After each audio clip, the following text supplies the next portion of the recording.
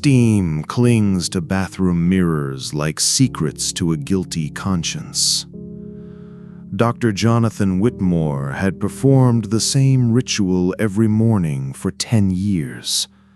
3 precise washes, surgical precision, water scalding enough to burn away yesterday's sins. The brass faucet had worn smooth under his compulsive grip. The porcelain basin bore stains from a decade of desperate ablutions.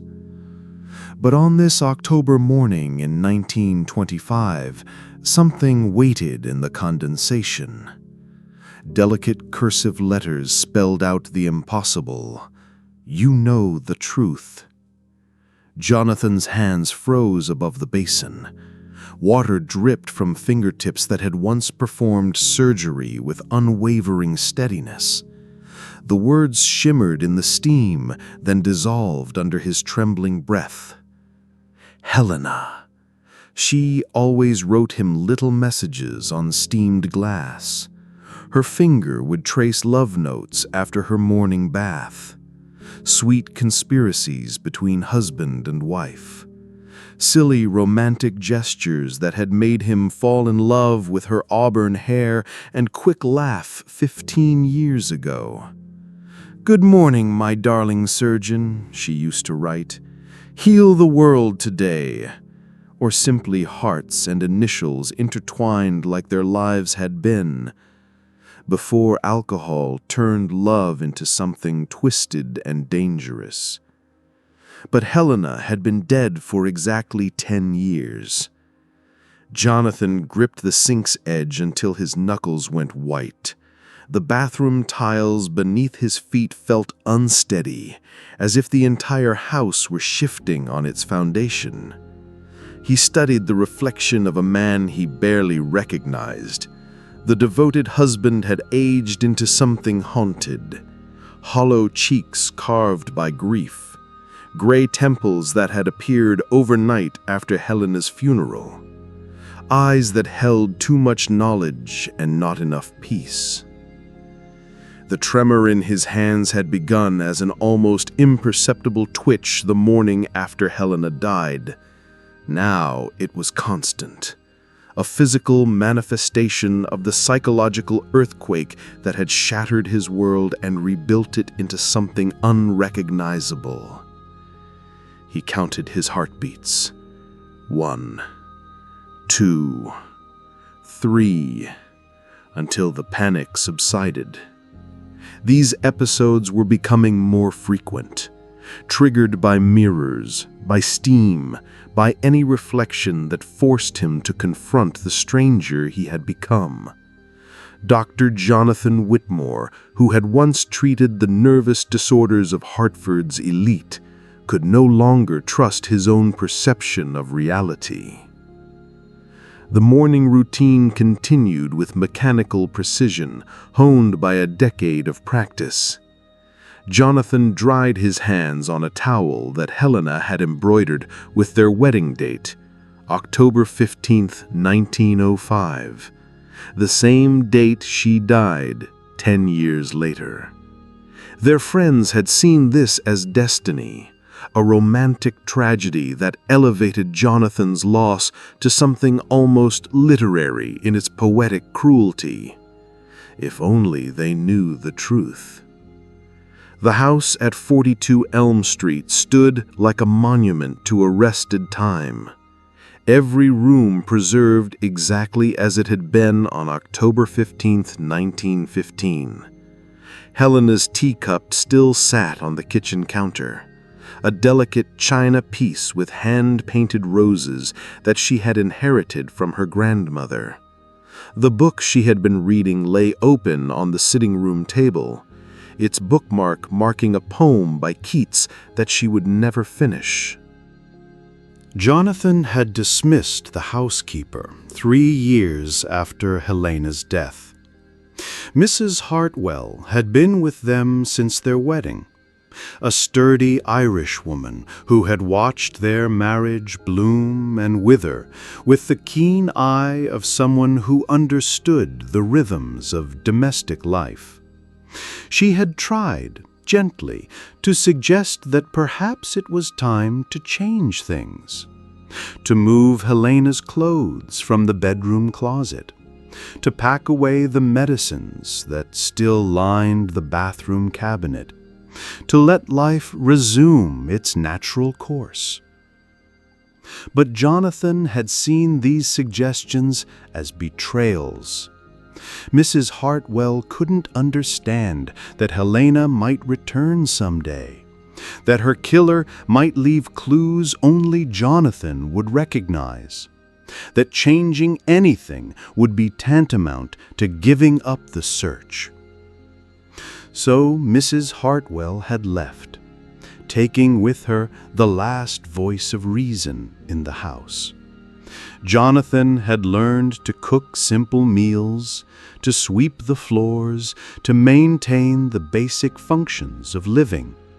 But he had done so as a caretaker rather than an occupant, preserving the house as a shrine to his investigation. The neighbors on Elm Street had watched this transformation with a mixture of pity and unease. Mr. Cornelius Thompson, who lived in the imposing Victorian next door, had been Jonathan's friend before the tragedy. They had shared evening cigars on Thompson's porch, discussing politics and medicine and the changing world around them. But friendship had become impossible to maintain with a man who could speak of nothing but his dead wife's murder. Thompson remembered the last time he had tried to engage Jonathan in normal conversation. It had been a warm spring evening in 1920, 5 years after Helena's death. Jonathan had appeared at Thompson's door uninvited, carrying a manila folder filled with photographs and documents. "Cornelius," Jonathan had said, his eyes bright with the fervor that had become his trademark, "I need to ask you about that evening, October 15th. Did you see anyone suspicious in the neighborhood? Anyone who didn't belong?" Thompson had sighed, recognizing the futility of protest. He had answered the same questions dozens of times over the years. No, he had not seen any strangers. No, there had been nothing unusual about that evening. No, he could not provide any information that might help Jonathan's investigation. But Jonathan had pressed on, spreading the photographs across Thompson's dining room table. Pictures of men with weathered faces and hard eyes, drifters and laborers and petty criminals who had been in Hartford on that fateful night. Thompson had studied each face dutifully, knowing that his friend would not leave until every photograph had been examined and dismissed. "This man," Jonathan had said, pointing to a photograph of a middle-aged vagrant with hollow cheeks and unkempt hair, "are you certain you've never seen him before? Sometimes memory plays tricks, especially after so much time has passed." Thompson had looked at the photograph more carefully, noting the desperation in his friend's voice. The man in the picture looked like 100 other desperate souls who passed through Hartford in those difficult years after the war. There was nothing distinctive about him, nothing that would lodge in memory. "Jonathan," Thompson had said gently, "I understand your need to find answers, but perhaps it's time to consider that some questions don't have satisfying solutions. Perhaps it's time to focus on healing rather than hunting." The suggestion had triggered something violent in Jonathan's expression. His hands had begun their familiar tremor, and his voice had risen to a pitch that made Thompson's wife peer anxiously around the corner. "Healing," Jonathan had repeated, the word dripping with disgust. How can I heal while Helena's killer walks free? How can I rest while justice remains undone? Would you abandon Margaret so easily if she were murdered in your own garden? Thompson had tried to explain that abandoning the investigation was not the same as abandoning Helena's memory, that there were other ways to honor her life than this obsessive pursuit of ghosts. But Jonathan had gathered his photographs and stormed out, muttering about betrayal and the selfishness of friends who wouldn't help him find the truth. That had been their last real conversation.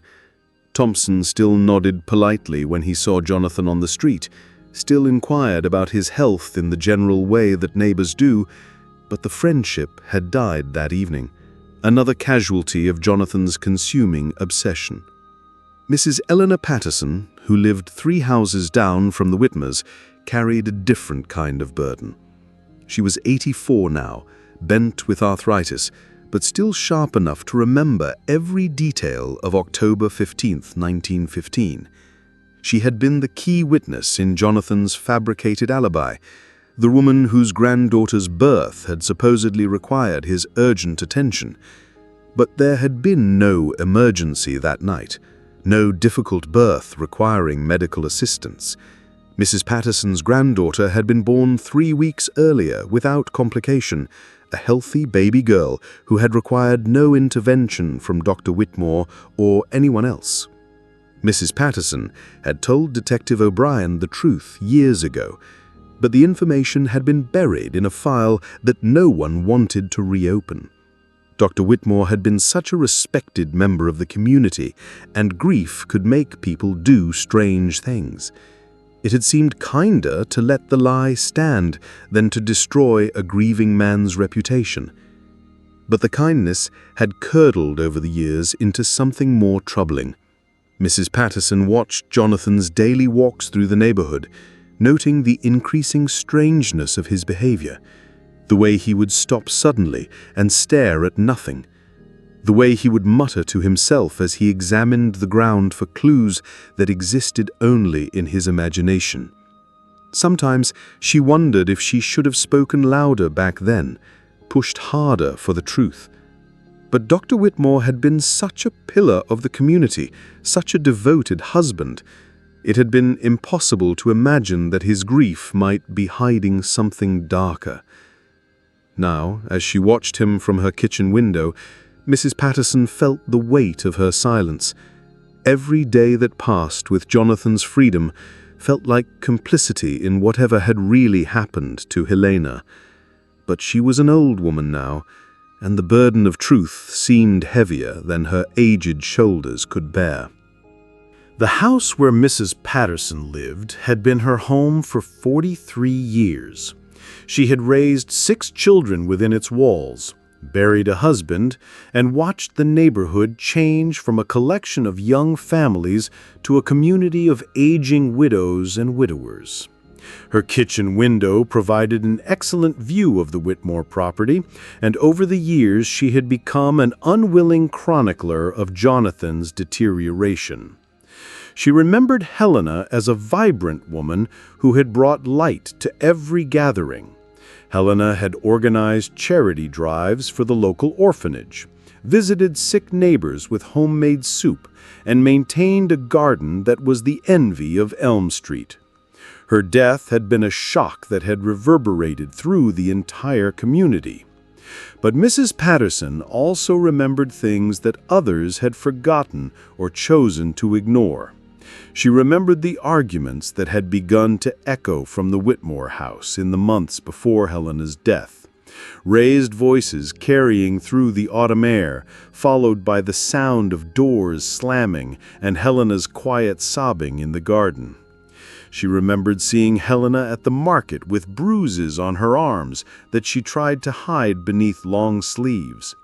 When asked about the marks, Helena had laughed them off as clumsiness, claiming she had fallen while working in the garden. But Mrs. Patterson had seen enough domestic violence in her long life to recognize the signs. Most troubling of all, she remembered the smell that had begun to follow Jonathan in those final months. The sweet, cloying odor of whiskey that no amount of cologne could disguise. She had mentioned her concerns to her daughter Mary, who worked as a nurse at Hartford General Hospital. "Dr. Whitmore seems to be having difficulties," Mrs. Patterson had said carefully. "Perhaps someone should speak with him about seeking help." But Mary had dismissed her mother's concerns with the casual confidence of someone who believed that respected professionals were immune to common human failings. "Dr. Whitmore is one of the finest physicians in Hartford," Mary had replied. "I'm sure you're mistaken about the drinking. Grief can make people seem different than they really are." So Mrs. Patterson had kept her observations to herself, another member of the community who had chosen silence over uncomfortable truth. Now, watching Jonathan's increasingly erratic behavior from her kitchen window, she wondered how many opportunities they had all missed to prevent whatever tragedy had befallen Helena. Downstairs in his study, Jonathan sat surrounded by the accumulated evidence of his decade-long investigation. The oak-paneled room had been transformed into something resembling a detective's fever dream.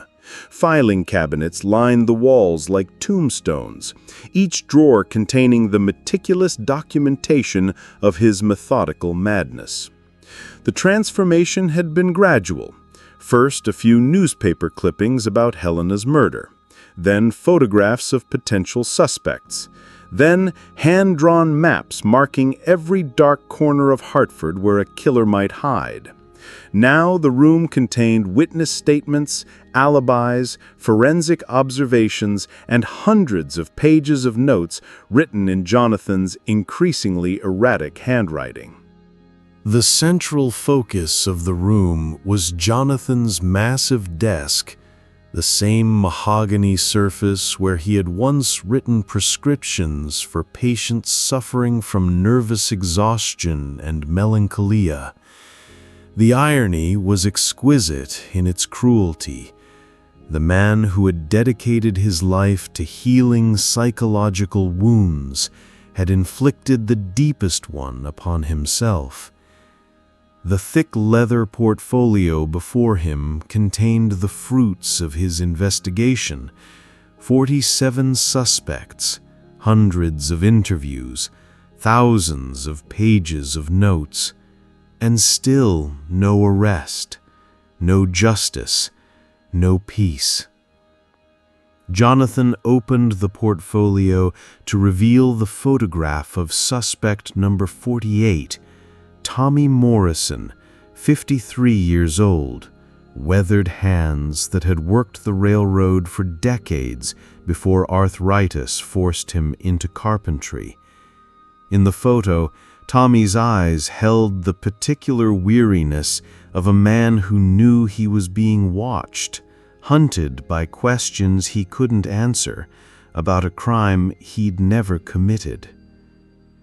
Jonathan had been methodical in his selection of suspects. Every man who had been in Hartford on October 15, 1915, every drifter, every criminal, every soul who might have crossed paths with Helena in the hours before her death. He had interviewed dock workers and shop clerks, traveling salesmen and vagrant musicians. Each interrogation followed the same pattern: Jonathan's piercing questions, the suspect's nervous denials, and Jonathan's growing conviction that everyone was hiding something. What Jonathan couldn't see, what his fractured psyche refused to acknowledge, was that every tremor in the suspects' voices, every darting glance, every sign of guilt he detected was nothing more than his own reflection staring back at him. The killer he sought had been in the room all along, sitting in the investigator's chair, hiding behind the badge of righteousness that the community had pinned to his chest. The first interview with Tommy Morrison had taken place in the spring of 1920, 5 years after Helena's death. Jonathan had spent months researching Tommy's background, learning about his work history, his family connections, his movements on the night in question. The investigation had consumed weeks of careful preparation before Jonathan felt ready to make his approach. He had found Tommy at the rail yard where he worked, a sprawling complex of tracks and switching stations that formed the industrial heart of Hartford. The yard was a maze of activity even in the early morning hours, with workers loading freight cars and preparing trains for their journeys across New England. Tommy had been checking the coupling on a freight car when Jonathan approached, introducing himself as Dr. Whitmore, the grieving widower seeking answers about his wife's tragic death. The introduction had been carefully rehearsed, designed to establish Jonathan's credibility while eliciting sympathy for his quest. "Mr. Morrison," Jonathan had said, extending his hand in greeting, "I wonder if I might have a word with you about October 15th, 1915. Tommy had removed his cap as he spoke, a gesture of respect that was automatic for men of his generation and social class. His face had shown genuine sympathy as he listened to Jonathan's carefully crafted explanation of his investigation. "Terrible shame about your missus, Doctor," Tommy had said, his voice carrying the particular cadence of someone who had grown up in Hartford's working-class neighborhoods.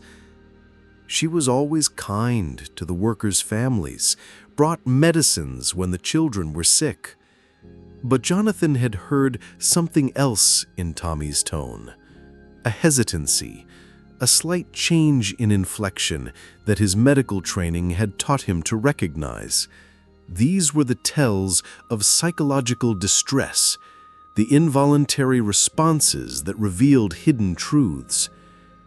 What Jonathan didn't realize was that Tommy's discomfort had nothing to do with guilt over Helena's murder, and everything to do with the growing realization that the respected physician asking questions was slowly losing his grip on sanity. The conversation had continued for nearly an hour, with Jonathan probing for details about Tommy's whereabouts on that fateful night.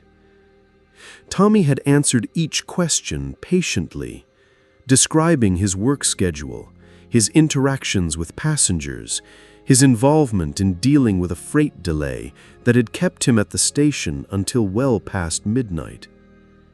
Throughout the interrogation, Jonathan had taken careful notes, documenting not just Tommy's words, but his manner of speaking, his body language, his emotional responses.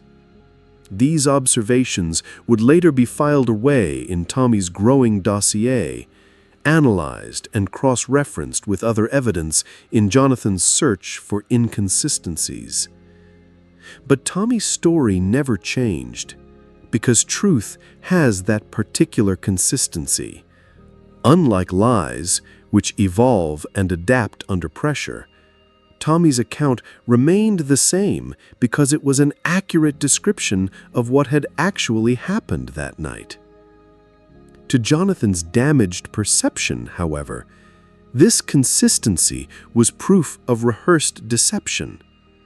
Why would a man remember such specific details about a random evening 10 years ago unless those details were lies he had practiced until they became automatic? Why did Tommy's hands shake slightly when he spoke about that night, unless he was fighting to maintain his composure while lying about murder? The second interview had taken place at Tommy's home 6 months later, a modest 2-story house near the rail yards that had been in his family for 2 generations. Jonathan had appeared at the front door on a Sunday afternoon, carrying a small notebook and wearing the expression of a man who had uncovered important evidence. Mrs. Morrison had answered the door with the resigned grace that would become her trademark over the years. She had heard about Dr. Whitmore's investigation from neighbors and had been expecting this visit for months.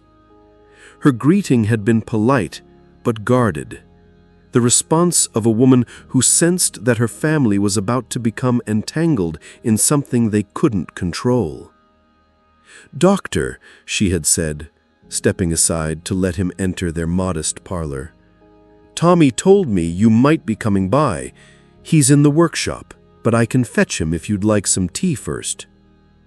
Jonathan had accepted the offer of tea, using the opportunity to study the Morrison home with the keen eye of an investigator. The house was clean but worn, furnished with pieces that had clearly been acquired over many years rather than purchased as a set. Family photographs lined the mantelpiece, showing Tommy and his wife with their 3 children at various stages of growth. What struck Jonathan most forcefully was the atmosphere of the house. There was a warmth here, a sense of genuine family life that seemed at odds with his growing conviction that Tommy was hiding dark secrets. How could a man who had committed murder maintain such an appearance of domestic normalcy? The answer, Jonathan told himself, was that the most dangerous criminals were often the most skilled at deception. Tommy Morrison had fooled his family just as he was trying to fool the investigation. The loving husband and father was a mask worn by a killer, and only Jonathan possessed the insight to see through the disguise. Tommy had emerged from his workshop wiping sawdust from his hands, wearing the expression of a man about to endure an unpleasant but unavoidable ordeal.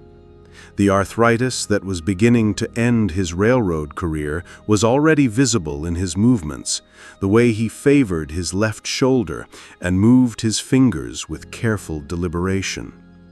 The second interview had been more pointed than the first.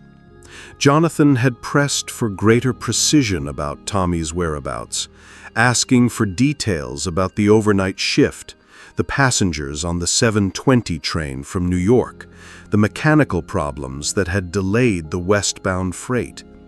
He had presented these questions as routine follow-up, natural extensions of their previous conversation. But Tommy had sensed something different in the doctor's manner. Where the first interview had felt like a grieving man seeking information, this encounter carried undertones of accusation. Jonathan's questions had been sharper, his note-taking more intense, his scrutiny of Tommy's responses more obvious. Mrs. Morrison had served tea and small cakes, maintaining the facade of polite hospitality, while shooting worried glances at her husband. She could see the stress building in Tommy's face as the interrogation continued, the way his jaw tightened when certain questions were asked. "Doctor," she had finally said, her voice carrying 10 years' worth of patience that would eventually be required, "perhaps you should speak with someone about moving forward. My husband is a good man. He's told you everything he knows." But Jonathan had heard only protective denial, the desperate attempts of a family trying to shield a guilty man from the consequences of his actions. He had learned to recognize these patterns in his medical practice: the wives who made excuses for husbands drinking, the parents who covered for children's delinquency. Mrs. Morrison's gentle suggestion that he seek help wasn't compassion, it was misdirection, an attempt to protect Tommy from the justice that was finally closing in. The third interview had taken place the following winter, when Tommy's arthritis had forced him to take early retirement from the railroad. The disability had been a significant financial blow to the Morrison family, forcing them to rely more heavily on Tommy's carpentry work to make ends meet. Jonathan had appeared at their door during a February snowstorm, his black coat dusted with white and his eyes bright with the fevered intensity that had become his trademark. Mrs. Morrison had let him in with the weary resignation of someone who had accepted that this intrusion was now a permanent part of their lives. Tommy had been working in his small basement workshop, building a cabinet for a neighbor who had commissioned the piece as much from charity as from need. The workshop was a cramped space beneath the house, filled with tools that Tommy's arthritic hands could barely manage. But the work gave him purpose and brought in enough money to supplement his meager disability pension. Jonathan had descended into the workshop like a detective entering a criminal's lair. He had studied Tommy's tools with particular interest, noting the saws and hammers and knives that could theoretically be used as weapons. In his investigatory notes, he would later catalog each implement, speculating about their potential role in Helena's death. The conversation that followed had been the most confrontational yet. Jonathan had abandoned all pretense of casual inquiry, pressing Tommy with direct accusations and demands for truth. He had spoken about inconsistencies in Tommy's story that existed only in his imagination, about evidence that pointed to Tommy's guilt, about the futility of continued deception. Tommy had maintained his innocence throughout the interrogation, but Jonathan had detected new signs of stress in his responses. The way Tommy's voice occasionally broke, the manner in which he avoided eye contact during certain questions, the slight tremor in his hands as he handled his woodworking tools. These were all symptoms of a man whose carefully constructed lies were beginning to unravel under sustained pressure, Jonathan told himself. Tommy Morrison was finally approaching his breaking point. In reality, Tommy was showing the natural responses of an innocent man who was beginning to fear for his safety. The retired railroad worker had started to understand that Dr. Whitmore's investigation was not a rational pursuit of justice, but the obsession of someone whose grip on reality was steadily deteriorating. Mrs. Morrison had watched the third interview from the top of the basement stairs, her face pale with worry. After Jonathan left, she had confronted her husband about the wisdom of continuing to cooperate with these increasingly hostile interrogations. "Tommy," she had said, her voice shaking with suppressed emotion, "that man is not right in his mind. The way he looks at you, the things he implies, I'm frightened of what he might do." But Tommy had shaken his head, unwilling to abandon his policy of patient cooperation. He understood that Dr. Whitmore was a sick man, and he felt compassion for someone who was clearly suffering. Refusing to answer questions or demanding that Jonathan stop his visits might provoke the very violence that Mrs. Morrison feared. "He's in pain, Mary," he said, using the nickname he had called his wife for 26 years of marriage. "He's lost his mind with grief, but he's still a human being. Maybe if I keep answering his questions, he'll eventually find peace." Mrs. Morrison had wanted to call the police then, to report the harassment and demand protection for her family. But what crime could they report? Dr. Whitmore had never threatened them directly, had never raised his voice or made any overt display of violence. He was just a broken man asking questions about his wife's murder. The neighbors on their street had noticed Jonathan's visits, but hadn't understood their significance. Dr. Whitmore was known as a dedicated investigator, a man whose devotion to finding his wife's killer commanded community respect. If he was questioning Tommy Morrison, there must be good reason for the attention. This assumption had created its own form of torture for the Morrison family. Friends and neighbors had begun to view them with suspicion, wondering what secrets Tommy might be hiding. Conversations that had once flowed easily became stilted and uncomfortable. Social invitations became less frequent. The Morrisons' eldest son, James, had been 16 during Jonathan's third visit. He had watched from the living room window as the strange doctor in the black coat had descended into their basement, and he had seen the expression on his father's face when the interrogation was over. "Pa," James had said that evening, "why don't you tell that man to leave us alone?" Tommy had struggled to explain the situation to his son. How could he make a teenager understand the complex dynamics of guilt and grief that drove Dr. Whitmore's behavior? How could he convey the compassion he felt for a man who was clearly suffering, even as that man made their lives increasingly difficult?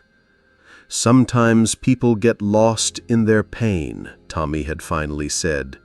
"Dr. Whitmore has convinced himself that I know something about what happened to his wife. If I keep answering his questions, maybe eventually he'll realize that I can't help him find what he's looking for."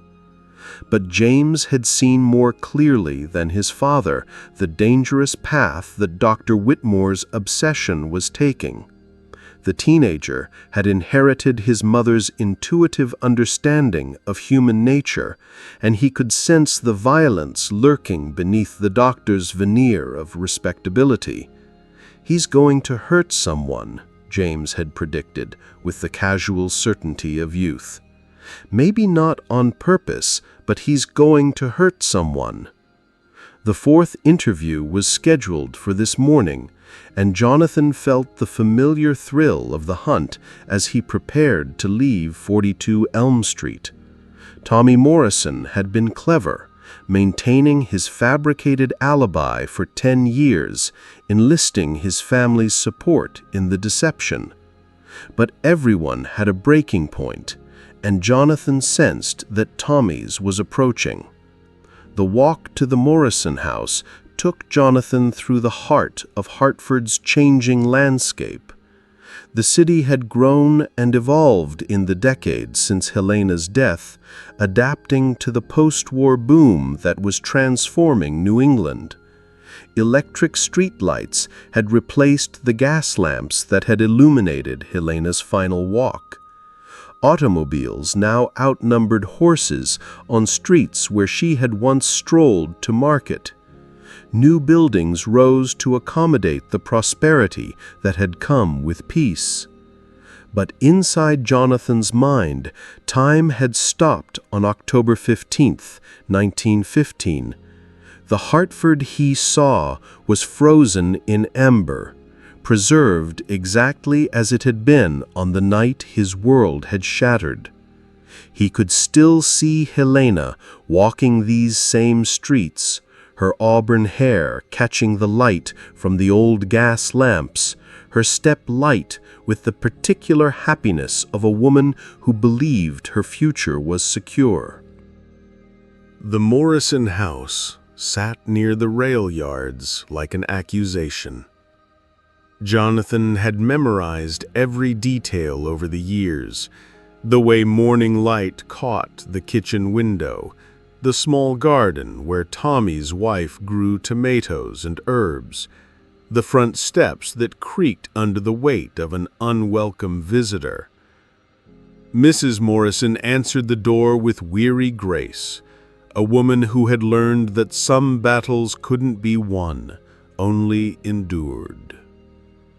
She was 51 now, her brown hair streaked with premature gray that had appeared during Jonathan's first year of visits.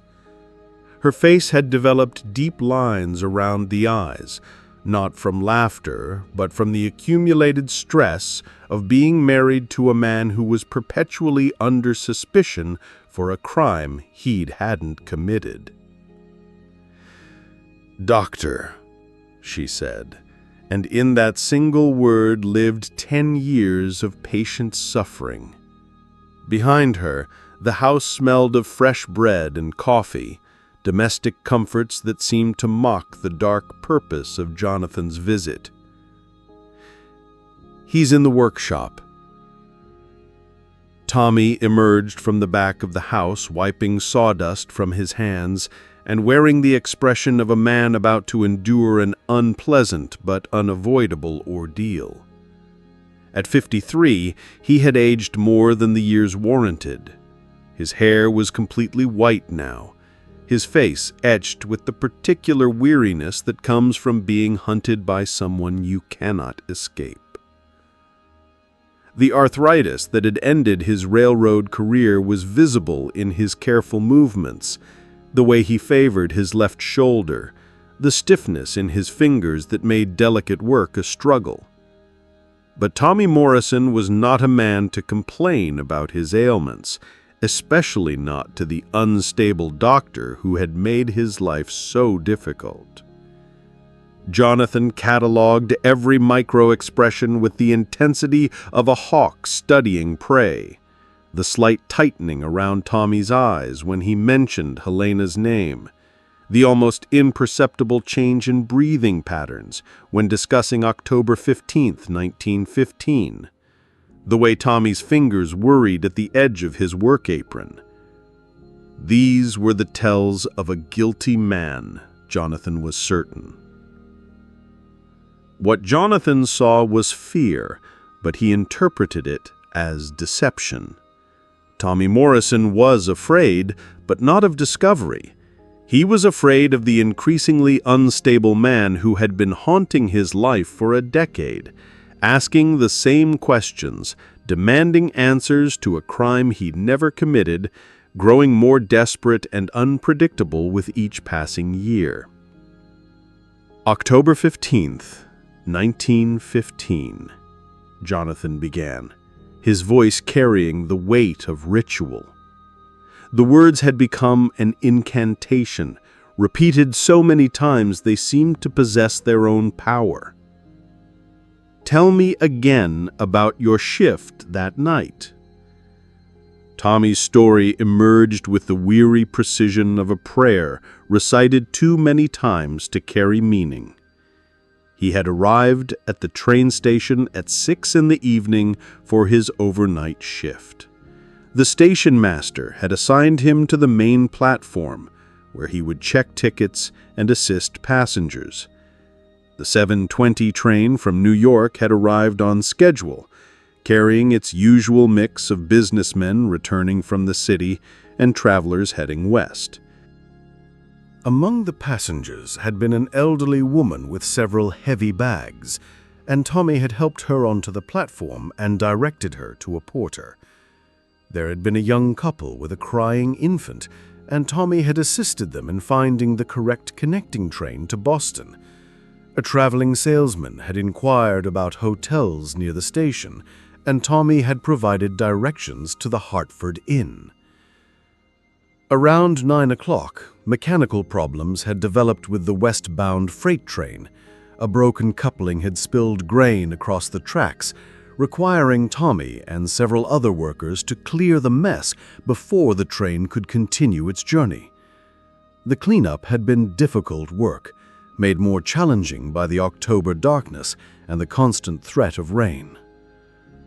Tommy had worked alongside Patrick O'Malley and Samuel Richardson, two other station employees who could verify every detail of his account.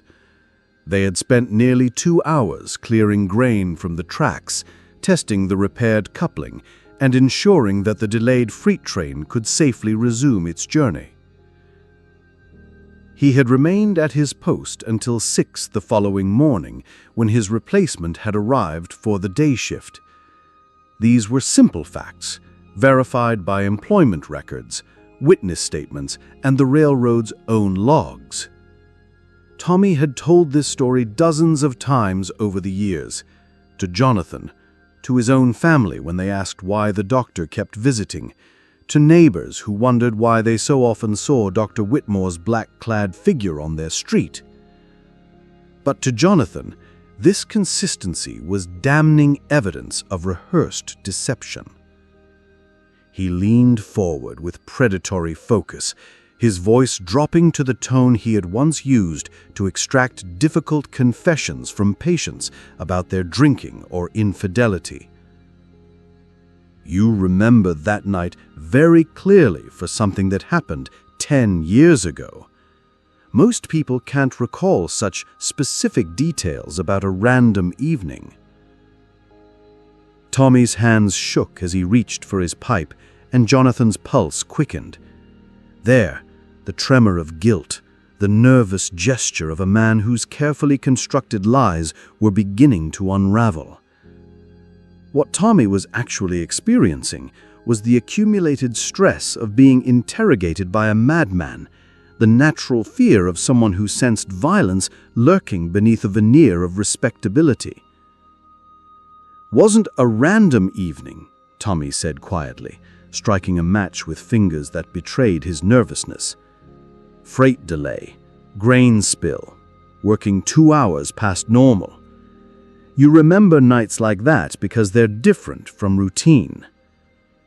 But Jonathan heard evasion, defensiveness, the desperate improvisation of a killer trying to maintain his cover story.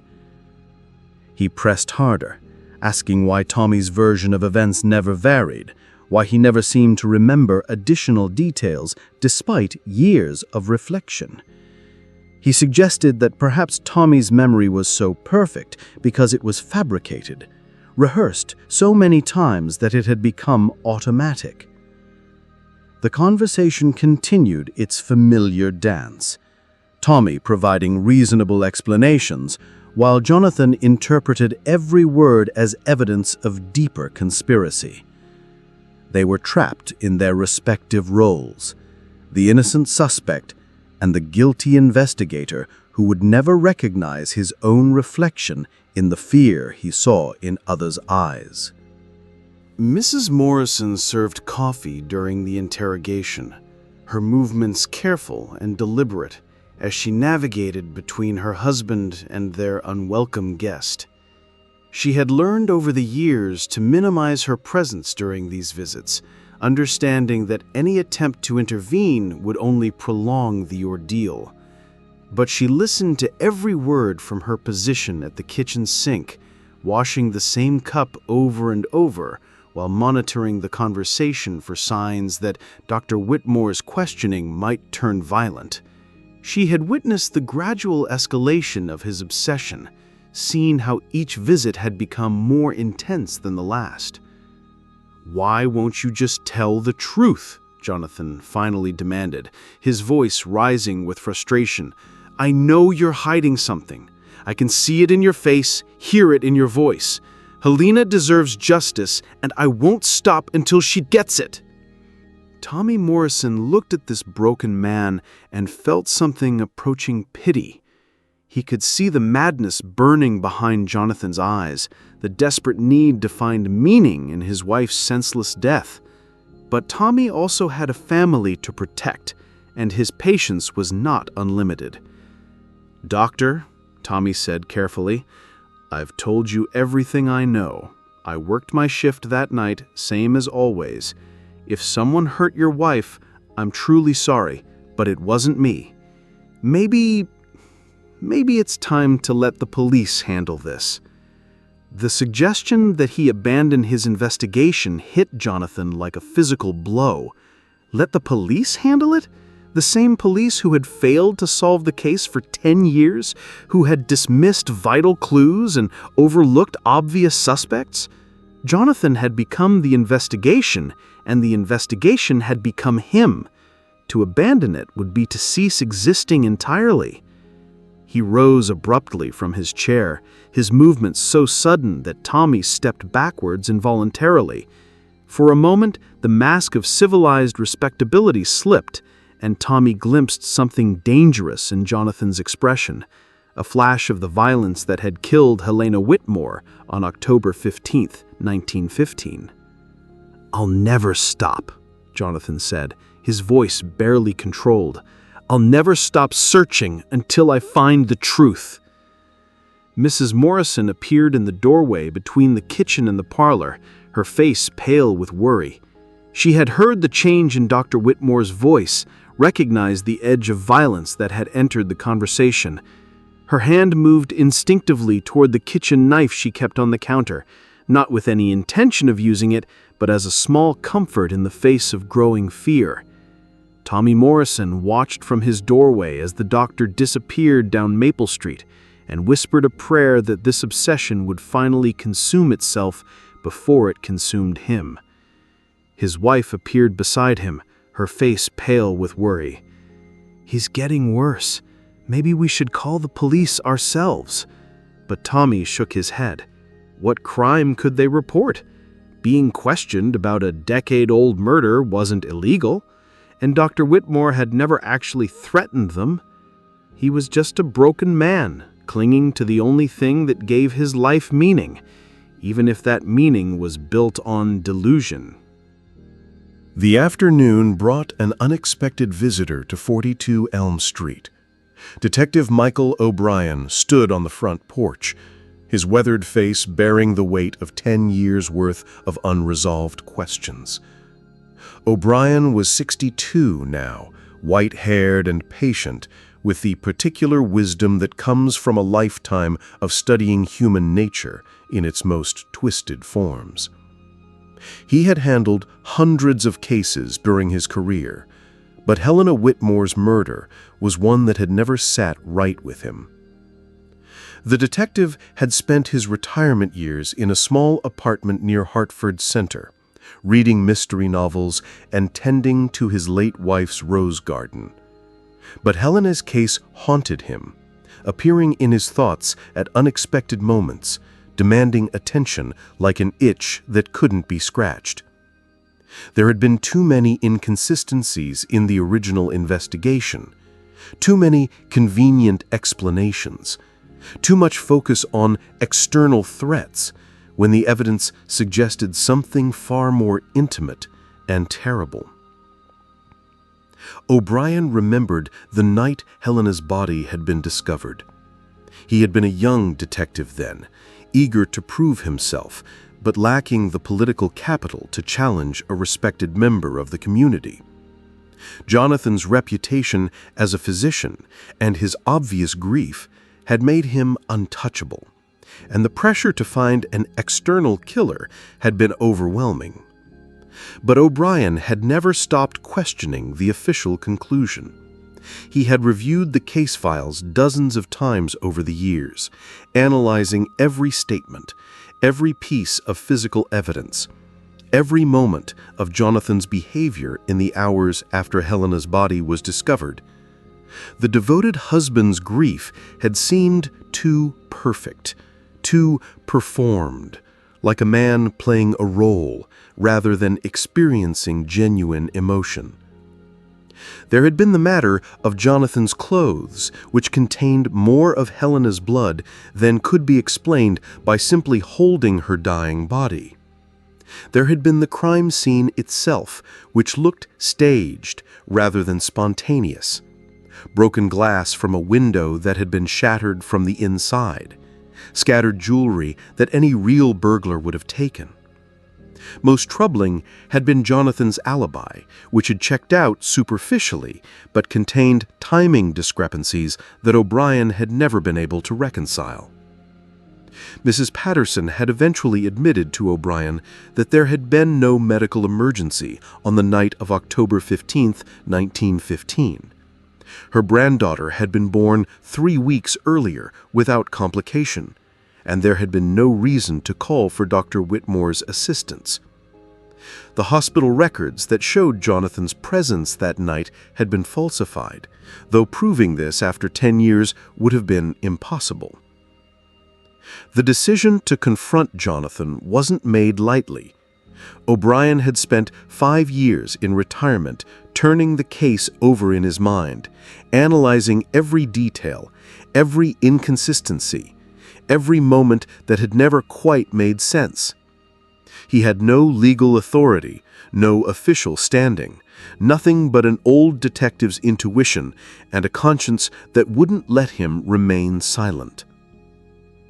Jonathan answered the door in his perpetual black suit, the uniform of eternal mourning that had become his second skin. His face registered surprise, then pleasure, then something deeper and more troubling, a flicker of panic so brief it might have been imagined, but O'Brien's trained eye caught it like a photographer capturing lightning. "Detective O'Brien," Jonathan said, his voice carrying the particular politeness of someone trying to maintain control. "This is unexpected. Please, come in." The living room where Helena had died felt heavy with accumulated secrets. Nothing had changed since O'Brien's last official visit 10 years earlier. The same furniture, the same photographs, the same sense that the occupants had simply stepped out and might return at any moment. Jonathan offered coffee, with hands that trembled so badly the cups rattled against their saucers. O'Brien accepted the coffee, but noted how Jonathan's tremors had worsened dramatically over the past decade. These weren't the natural effects of aging, but something more disturbing, the physical manifestation of psychological pressure that had been building for years without release. "I've been thinking about your wife's case," O'Brien began, his voice carrying the weight of careful consideration. 10 years is a long time to carry unresolved questions. Jonathan's composure was perfect, practiced, but something flickered behind his eyes, the same panic O'Brien had glimpsed at the door, quickly suppressed but impossible to completely hide. "Have there been developments? New evidence?" "Not evidence exactly." O'Brien chose his words with surgical precision. "More like perspective. Sometimes you have to step back from a case to see what was always there." Jonathan set down his coffee cup with exaggerated care, as if he were afraid his trembling hands might betray him. O'Brien noted the action and filed it away with all the other small signs of guilt he was cataloging.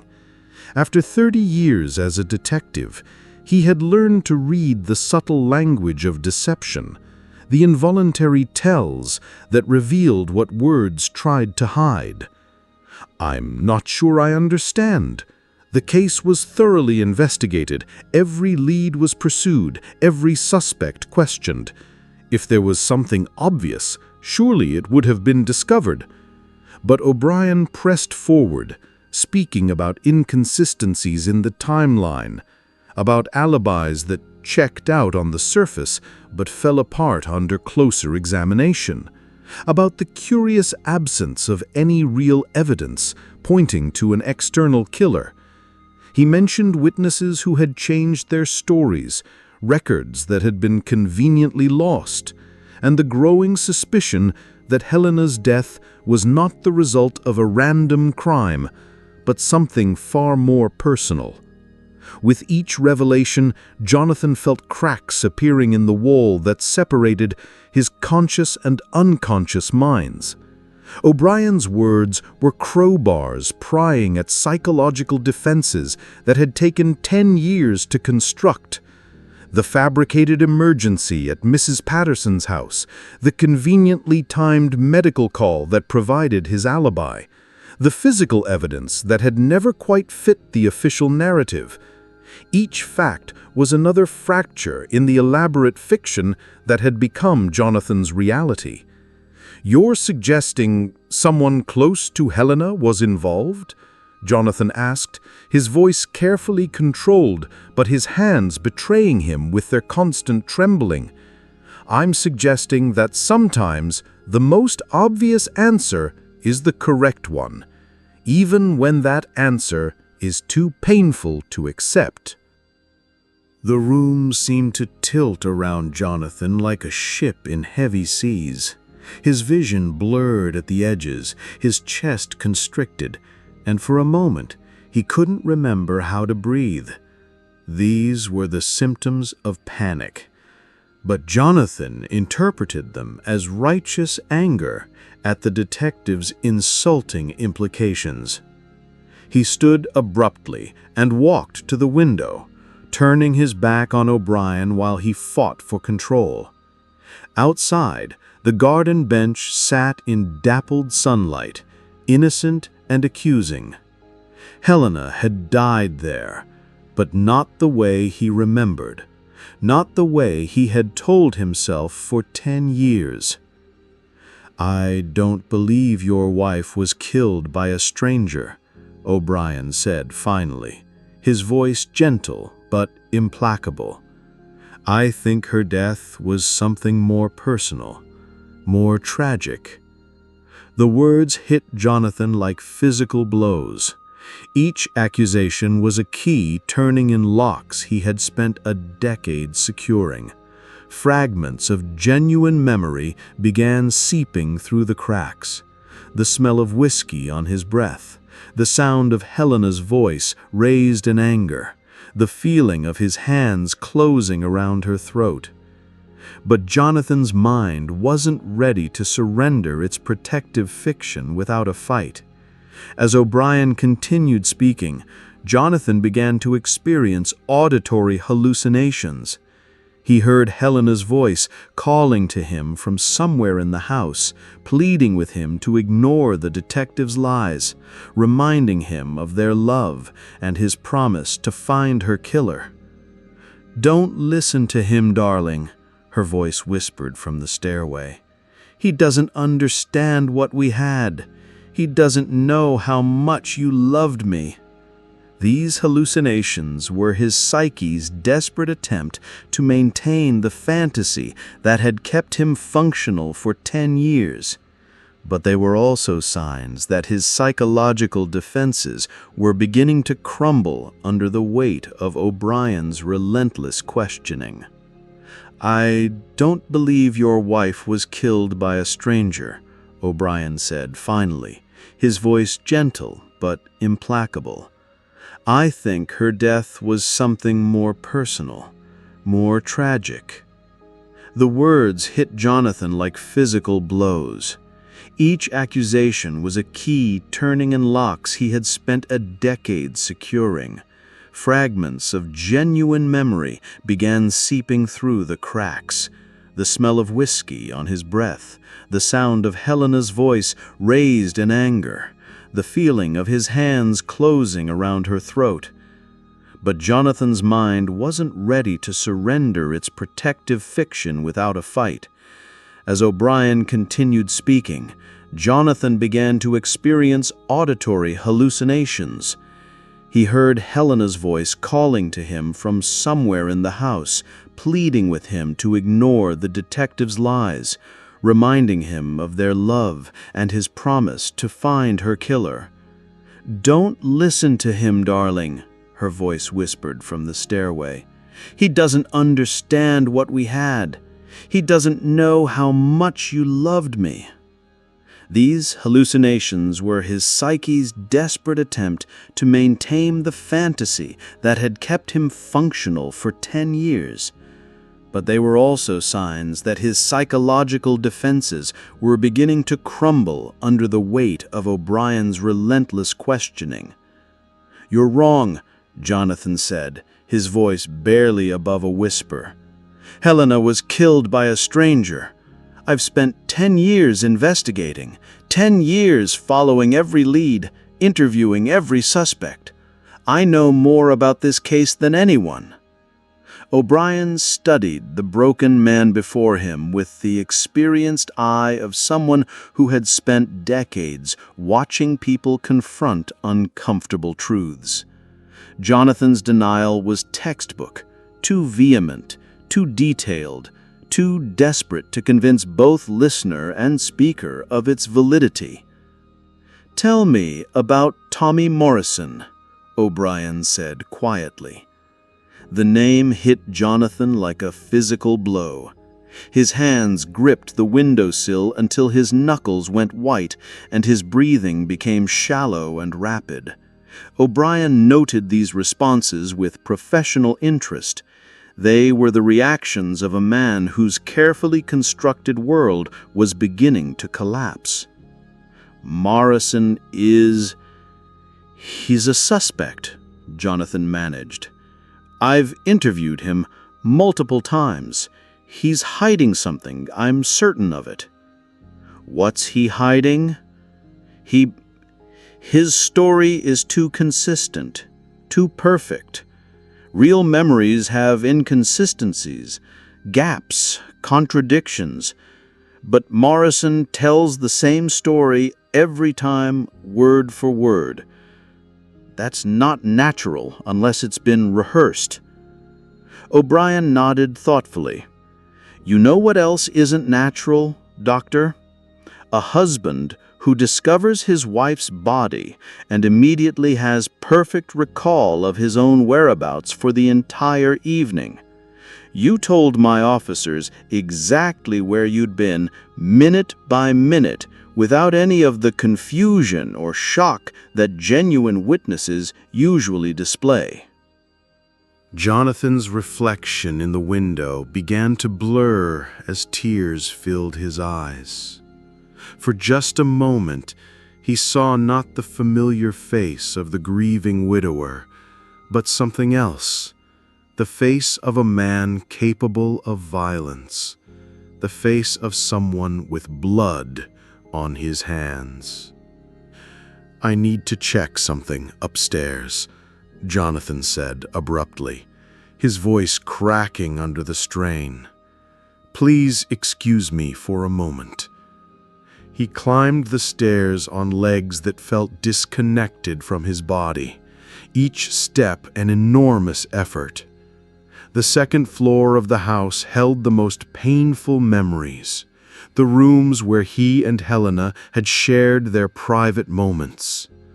At the top of the stairs stood the bedroom they had shared for 10 years, its door closed as it had been for the entire decade since her death. Jonathan approached the threshold, but couldn't bring himself to enter it. The bedroom remained exactly as Helena had left it, her clothes still hanging in the wardrobe, her books stacked on the nightstand, her silver hairbrush lying on the dressing table where she had placed it for the last time. What kept Jonathan from entering wasn't reverence, it was terror. The bedroom held memories his unconscious mind had worked desperately to bury. This was where Helena had confronted him about his drinking on their final night together. This was where she had gathered the courage to tell him she was leaving. This was where he had raged at her with such fury that she had fled in fear, running to the garden where her life would end. Instead of these unbearable truths, Jonathan's mind offered him beautiful fabrications. He saw Helena at her dressing table, humming while she brushed her hair with the silver brush he had given her for their 5th anniversary. He saw lazy Sunday mornings when they had made love with the tenderness of newlyweds, her skin warm and soft beneath his hands. He saw everything except the growing fear in her eyes as his drinking worsened and his temper became something dangerous and unpredictable. "I can't live like this anymore, Jonathan," she had said that final night, her suitcase half-packed on the bed they had shared for 10 years. "I can't watch you destroy yourself and take me down with you." But those words had been erased from Jonathan's conscious memory, replaced with fabricated conversations about their future, about the children they would have, about growing old together in the house that had become her tomb. The guest bedroom where Jonathan had slept for 10 years beckoned to him now like a confession booth. He entered the sparse room and sat on the edge of the narrow bed, allowing himself to fall apart completely for the first time in a decade. But these weren't just tears of sorrow. Mixed with the grief was something else, the first stirrings of genuine memory, the return of knowledge that had been buried so deeply its resurrection was physically painful. Like a dam beginning to crack under decades of accumulated pressure, Jonathan's psychological defenses started to give way. The memories came in fragments, like pieces of a shattered mirror, reflecting glimpses of unbearable truth. Jonathan saw himself on October 15th, 1915, not preparing to deliver a baby, but sitting in his study, drinking whiskey straight from the bottle, brooding over his mounting debts and failing practice. His medical practice had been struggling for months before Helena's death. The post-war economy had been difficult for everyone, but Jonathan's problems went deeper than financial hardship. His drinking had begun to affect his judgment, his steadiness during procedures, his ability to inspire confidence in patients who entrusted him with their health. Dr. Elizabeth Hartley, a young physician who had recently established her practice in Hartford, had been gradually acquiring Jonathan's former patients. Word had spread quietly through Hartford's social circles. Perhaps it was time to find a new physician, someone whose mind wasn't clouded by alcohol and whose hands didn't shake during examinations. Jonathan had been aware of the whispers, the gradual erosion of his reputation, the growing pile of unpaid bills on his desk. But instead of confronting these problems directly, he had sought refuge in the bottle, creating a vicious cycle that made his professional difficulties even worse. Helena had tried to intervene, gently at first, then with increasing desperation, as she watched her husband destroy everything they had built together. She had hidden bottles, poured whiskey down the sink, pleaded with him to seek help from colleagues who specialized in treating nervous disorders. "Jonathan, please," she had said during one of their final conversations. "Dr. Morrison at the hospital has experience with these problems. He could help you, but you have to want to be helped." But Jonathan had interpreted these efforts as betrayal rather than love. In his alcohol-clouded mind, Helena's attempts to save him seemed like attacks on his dignity, his professional standing, his identity as a man. He had accused her of conspiring with his competitors, of undermining his practice, of caring more about social embarrassment than about supporting her husband through difficult times. The truth was far more complex and heartbreaking. Helena had been watching the man she loved disappear inside a shell of anger and self-pity. The Jonathan who had courted her with poetry and medical journals, who had spoken passionately about healing the sick and comforting the afflicted, had been replaced by someone she barely recognized. She had stayed as long as she could, hoping that love and patience might eventually break through the barriers that alcohol had erected between them. But by October of 1915, Helena had reached the end of her endurance. The man who had once made her feel safe now frightened her with his unpredictable rages and his capacity for emotional cruelty. Jonathan saw himself on that final evening, not as the devoted husband of his fabricated memories, but as a drunk, brooding over his failures and resentments. He saw Helena entering his study with a packed suitcase, her face flushed with the desperate courage of someone about to take an irreversible step. "I'm leaving you," she had said, her voice steady despite the tears streaming down her face. "I can't pretend anymore that things will get better on their own. I can't watch you drink yourself to death while destroying everything we've built together." The ultimatum had hit Jonathan like a physical blow. In his intoxicated state, he had seen Helena's decision not as the last resort of a desperate woman, but as the ultimate betrayal. The person who had vowed to love and honor him was abandoning him in his darkest hour, choosing her own comfort over her marriage vows. "You can't leave," he had shouted, staggering to his feet and blocking her path to the door. "We made promises, Helena, sacred promises before God and man. You don't get to break them just because keeping them has become inconvenient." But Helena had stood her ground, recognizing that this might be her final chance to shock Jonathan into sobriety or to save herself from the wreckage of their marriage. "I'm not breaking my promises," she had replied, her voice gaining strength as she spoke.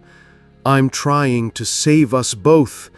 But I can't do it alone, Jonathan. You have to want to be saved." The argument had escalated beyond anything in their 10-year marriage. Helena had detailed the full extent of Jonathan's deterioration, the missed appointments, the patients who had complained about his condition, the unpaid bills that threatened their financial security. She had spoken about her own pain, the isolation she felt as the wife of a man who cared more about whiskey than about their life together. Jonathan had listened to these accusations with the wounded rage of someone whose deepest shame was being exposed to daylight. Every word Helena spoke was true, but truth was unbearable to someone who had spent months constructing elaborate justifications for his behavior. In his drunken fury, Jonathan had seen Helena's honesty as cruelty, her love as manipulation, her desperation as selfishness. When she had picked up her suitcase and headed for the door, he had followed her into the garden, where the confrontation had taken its final, terrible turn. The next memory fragment showed Helena sitting on the garden bench, her face streaked with tears as she tried to make Jonathan understand that leaving him was the most loving thing she could do. She had spoken about getting help, about finding doctors who specialized in treating alcoholism, about the possibility of rebuilding their marriage on a foundation of honesty rather than denial. "I'll wait for you," she had promised, her voice breaking with emotion. "I'll wait as long as it takes for you to get well, but I can't stay in this house while you're destroying yourself. I won't be a witness to your suicide." But Jonathan had been beyond reasoning, lost in a fog of alcohol and wounded pride. When Helena had stood to leave, he had grabbed her arm with a violence that shocked them both.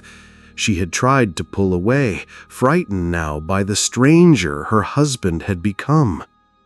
And then came the worst memory of all.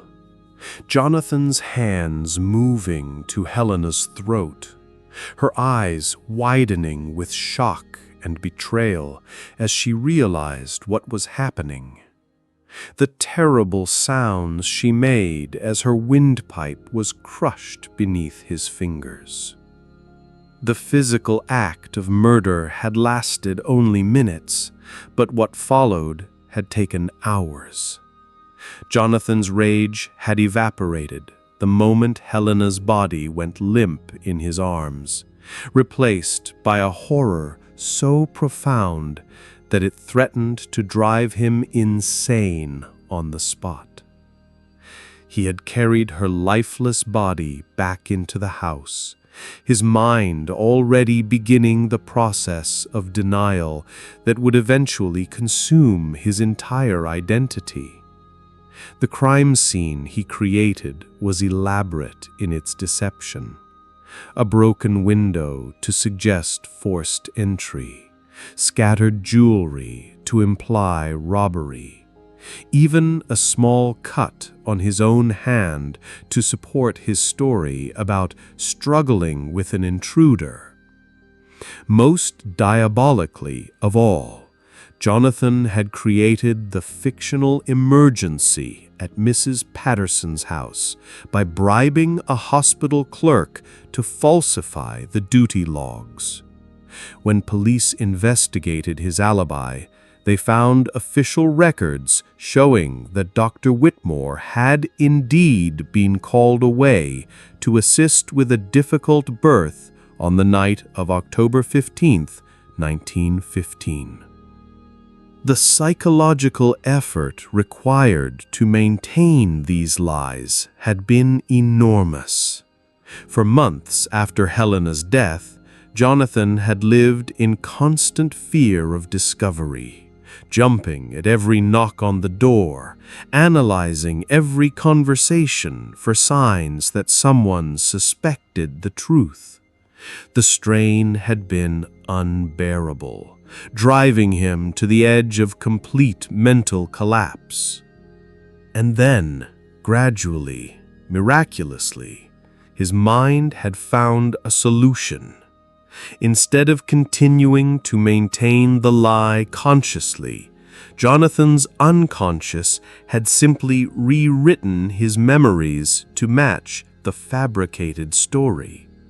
The process had been slow, taking place over months and years, but eventually Jonathan had genuinely forgotten the truth and come to believe his own fiction completely.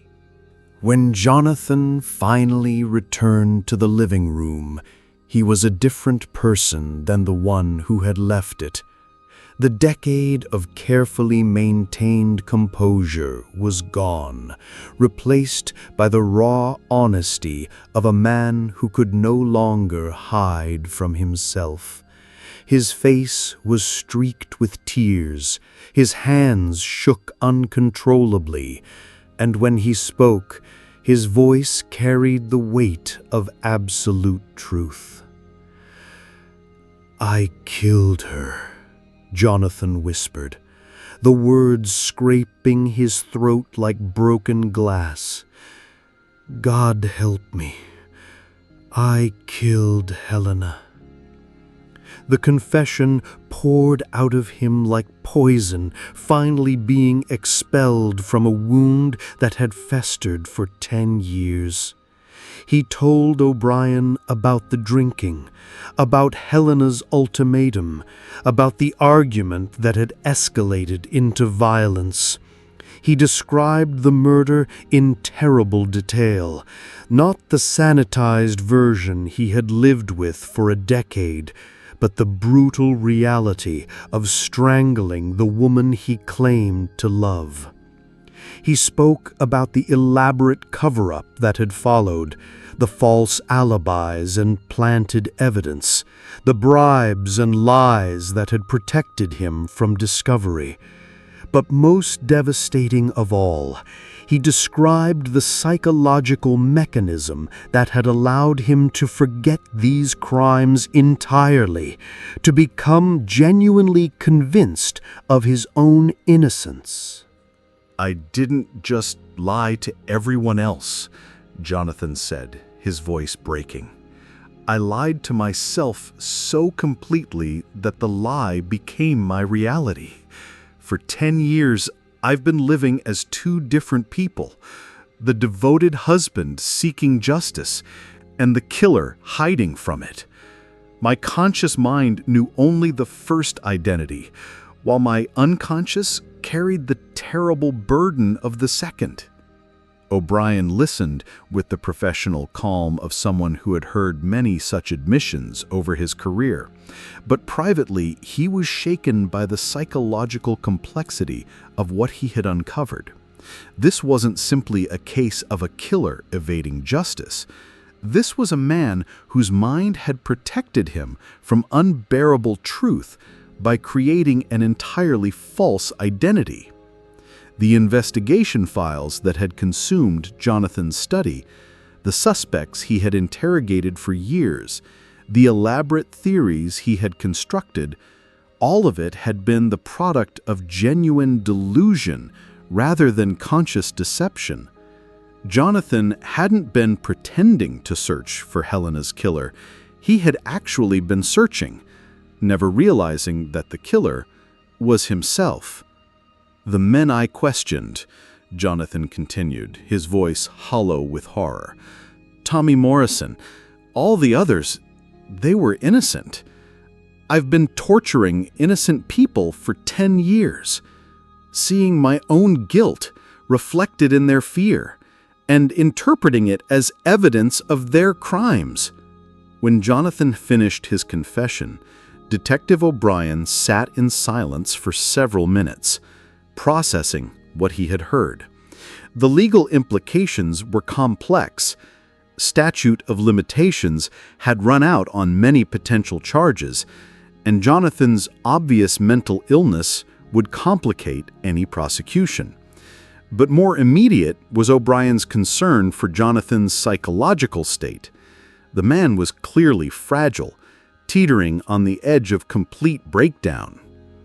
"You'll need to report this to the current authorities," O'Brien said finally, "and you should seek psychiatric help immediately.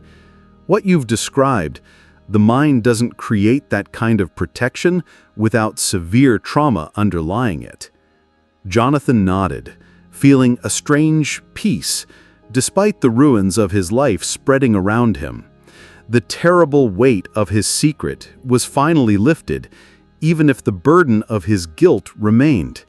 For the first time in 10 years, he could grieve for Helena honestly, without the contamination of elaborate lies. "I need to tell Tommy Morrison," Jonathan said suddenly. "I need to apologize to him and his family for what I've put them through." O'Brien nodded approvingly. It was a sign that some part of Jonathan's moral compass remained functional despite the psychological devastation he had endured. After O'Brien left, promising to return the next day to accompany Jonathan to the police station, Jonathan sat alone in his living room and tried to understand what his life would look like now that the truth was finally revealed. His medical career was over, his reputation destroyed, his identity as Helena's devoted husband exposed as fraud. But despite these losses, he felt something he hadn't experienced in a decade: genuine connection with reality.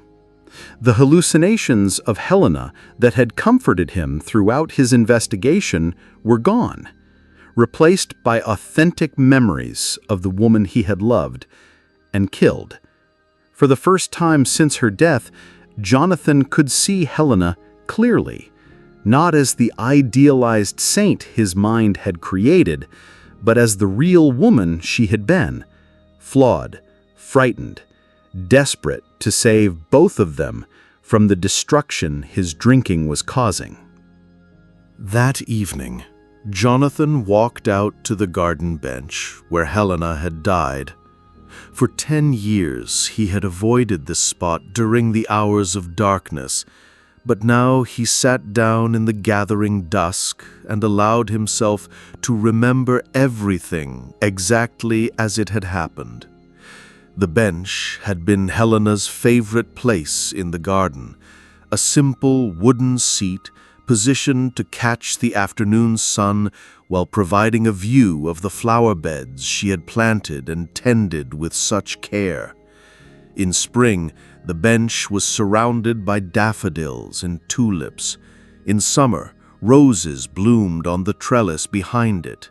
In autumn, the maple trees overhead created a canopy of gold and crimson leaves. Jonathan could see Helena's face in those final moments, not the peaceful expression he had imagined for a decade, but the look of shock and betrayal as she realized her husband had become capable of violence. He could remember the weight of her body in his arms as he carried her back to the house, the terrible stillness that had replaced her vibrant life. He wept for Helena then, but also for himself, for the man he had been before alcohol and rage had transformed him into a killer. He mourned the marriage they had shared, the future they had planned, the children they would never have. Most of all, he mourned the decade of lies that had prevented him from grieving honestly and perhaps finding some path toward redemption. The October air carried the scent of dying leaves and approaching winter. Helena had loved this time of year, the way autumn transformed Hartford into something beautiful and melancholy. She would have been 45 now, Jonathan realized, if he hadn't stolen those decades from her. She might have become the teacher she had dreamed of being before marriage had claimed her ambitions. She might have found love with someone who deserved her kindness. Instead, she lay in Hartford Cemetery, beneath a marble headstone that bore a lie. Beloved wife, taken too soon. The inscription should have read, murdered by her husband. But the truth had taken 10 years to surface, and by then the words carved in stone seemed less important than the words carved in Jonathan's conscience. The next morning brought a clarity that Jonathan hadn't experienced since before Helena's death. His hands no longer trembled as he shaved. His reflection in the bathroom mirror no longer seemed like that of a stranger, and his mind felt clear in a way that had been impossible while maintaining the elaborate fiction of his innocence. Jonathan walked to Hartford Police Department, carrying all his investigation files, 10 years of meticulous documentation that had been, in reality, an elaborate exercise in self-deception.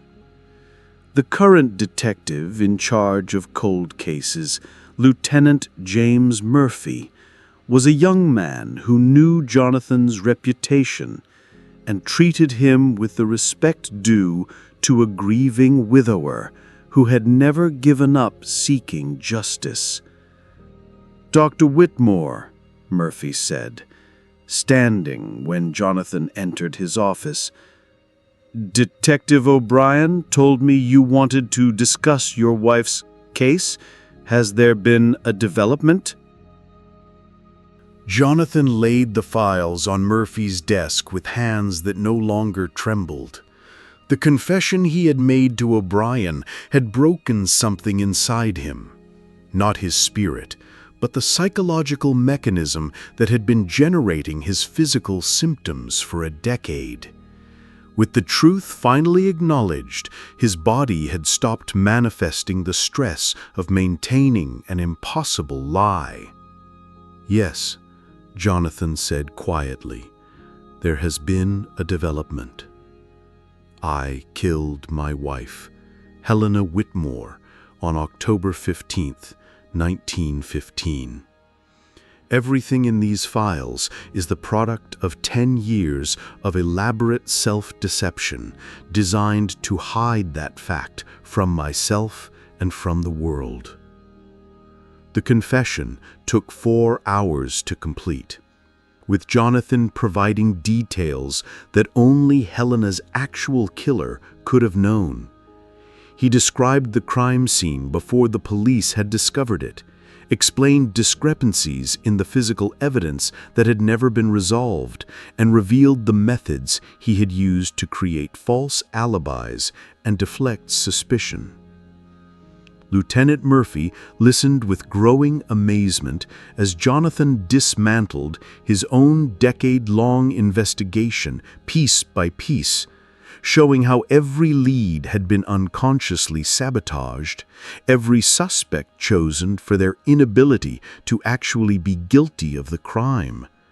The most dedicated investigator in Hartford's history was revealed to be its most successful criminal, a man who had hidden his guilt so completely that he had forgotten it himself. That afternoon, Jonathan walked to the Morrison house one final time. But this visit carried a different purpose than all the others.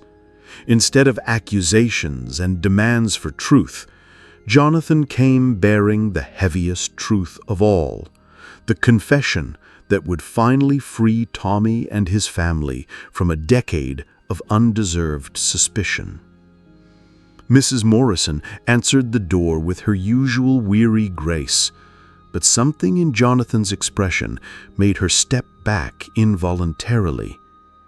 The manic intensity that had characterized all his previous visits was gone, replaced by a profound sadness that seemed to emanate from his very core. "Mrs. Morrison," Jonathan said, his voice barely above a whisper, "I need to speak with you and your husband. I have something to tell you that's long overdue." Tommy emerged from his workshop, wiping sawdust from his hands and wearing the familiar expression of resigned endurance. But as he looked at Jonathan's face, he too recognized that something fundamental had changed. The doctor's eyes held no trace of the fevered certainty that had driven his investigations. Instead, there was only sorrow and a kind of terrible clarity. "I've come to confess," Jonathan said simply, "and to ask for your forgiveness." The words that followed would haunt the Morrison family for the rest of their lives, not because they brought new terror, but because they finally explained the inexplicable. Jonathan told them about Helena's murder, about his psychological breakdown, about the 10 years of self-deception that had made him see guilt in innocent eyes. He apologized for the harassment, the suspicion, the way his obsession had poisoned their lives and damaged their standing in the community. He spoke about the investigation that had consumed his existence, revealing it to be nothing more than an elaborate performance staged by a mind too damaged to face the truth. When Jonathan finished, Tommy Morrison looked at him with something approaching pity, even knowing the full extent of what Jonathan had done, to Helena, to him, to everyone whose lives had been touched by his delusion. Tommy could see that the man before him was suffering more than any punishment could inflict. "Doctor," Tommy said quietly, "I forgive you. Not because what you did was forgivable, but because carrying hatred would only add to the damage you've already caused." Mrs. Morrison wept as she listened to Jonathan's confession, mourning not just for Helena and for her own family's lost peace, but for the tragic waste of a man who had destroyed everything he claimed to love. When Jonathan finally left their house, the Morrisons held each other in silence, feeling the weight of a decade's worth of fear and suspicion finally lifting from their shoulders. The case of Dr. Jonathan Whitmore became a sensation in Hartford and beyond, attracting the attention of psychiatrists, criminologists, and journalists who struggled to understand how such complete self-deception could have been maintained for so long. Jonathan was ultimately declared mentally incompetent to stand trial and was committed to Hartford State Hospital for treatment of his severe dissociative disorder. Dr. Sarah Chen, the hospital's chief of psychiatry, took personal charge of Jonathan's treatment. She was a pioneering figure in the emerging field of psychoanalysis, and Jonathan's case fascinated her because it represented the ultimate example of the mind's ability to protect itself from traumatic knowledge through elaborate psychological defenses. The treatment process was long and difficult, involving techniques that were experimental at the time, but would later become standard practice in treating dissociative disorders. Slowly, over months and years, Jonathan began to develop what psychiatrists call integrated memory, the ability to hold both versions of his story simultaneously, without his psyche rejecting one or the other. The process was agonizing. There were days when Jonathan begged Dr. Chen to let him return to his delusion, to forget again what he had done to Helena. The truth was a burden almost too heavy to bear, and Jonathan understood why his mind had worked so hard to protect him from it. Jonathan spent the remainder of his life at Hartford State Hospital, becoming one of its most studied patients. His case contributed to advances in the understanding and treatment of dissociative disorders, but for Jonathan himself, the academic significance of his condition was less important than the slow, painful process of learning to live with the truth about what he had done. His final years were marked by a curious tranquility. Having spent so long running from himself, Jonathan finally achieved a kind of integration. He could remember both the man he had been before Helena's death and the killer he had become that terrible night. The two identities were no longer at war within his psyche. They were simply different aspects of the same fundamentally flawed human being.